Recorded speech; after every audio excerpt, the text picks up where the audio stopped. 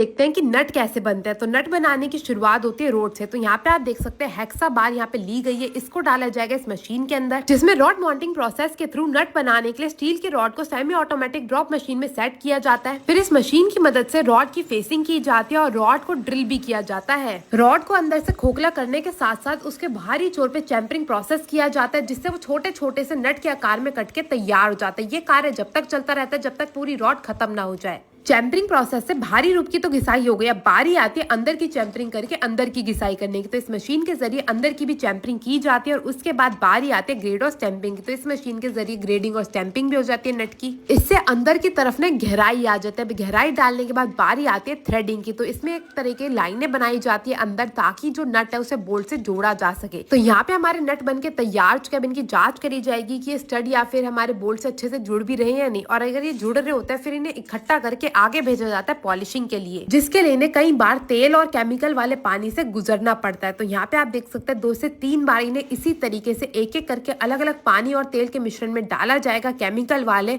और उसके बाद जैसे ही बन के तैयार हो जाएंगे इन्हें एक बोरी में भर के रख लिया जाएगा। अब नट तो बन गए, चलिए आपको दिखाते हैं बोल्ट कैसे बनते हैं, जिसको बनाने की शुरुआत होती है स्टील की रॉड से। तो यहाँ पे आप देख सकते हैं एक एक करके रॉड को लिया जाएगा और इसे डाला जाएगा बैंड सॉ मशीन के अंदर। इस मशीन का काम होता है रॉड को निर्धारित आकार में काटने का। तो मैं आपको बता दूं बोल्ट बनाने की मशीन और स्टड बनाने की मशीन दोनों ही एक होती है। तो इस मशीन के अंदर जो है निर्धारित आकार में जो है रॉड को काटा जाता है। मैं आपको बता दूं रॉड काटने की ना कई प्रकार की मशीन होती है, खास तौर पे बोल्ट बनाने के लिए। तो यहाँ पे आप जो मशीन देख रहे हैं ये बड़े बोल्ट बनाती है। अब ये जो आप दूसरी मशीन देख रहे हैं ना इसका काम होता है छोटे छोटे बोल्ट बनाने का। ये भी निर्धारित आकार पे जो है रॉड को सेट करती है, फिर तेजाब वाले पानी की सहायता से रॉड को छोटे छोटे टुकड़ों में काट के तैयार कर लेती है। और ये कार्य जब तक चलता रहता है जब तक पूरी रॉड जो है वो खत्म ना हो जाए। अब ये जो रॉड तैयार हुई थी, अगर इनके स्टड या फिर बोल्ट बनाने होते हैं उसके लिए सबसे पहले इस पे थ्रेडिंग की जाती है। तो यहाँ पे आप देख सकते हैं इस मशीन की सहायता से पूरे के पूरे लोहे की रॉड पे जो थ्रेडिंग की जा रही है।